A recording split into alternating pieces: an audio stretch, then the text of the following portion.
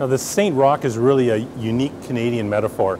This is a vessel that was built right here in Vancouver, British Columbia. It was named for a small parish of St. Roch in Quebec. It was captained and skippered by an immigrant, and they were successful in the service in the far north with the help of the Inuit. And it also was the first vessel to transit from the Pacific Ocean to the Atlantic, and the first vessel to do the more northerly Deepwater Northwest Passage route.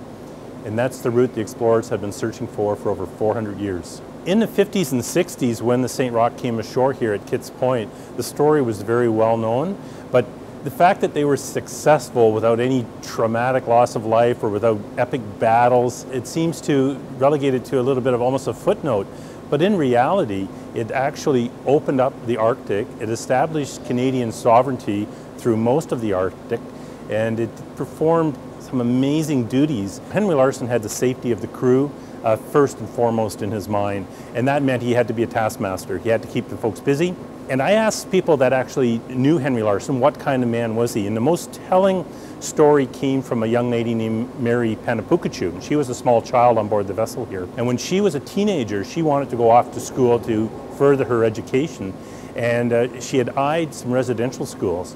And Henry Larsen said, no, you don't want to be going to any of the residential schools. There's going to be nothing good come from that kind of church-run educational institution. So he actually sent her to live with family friends in Hamilton, Ontario.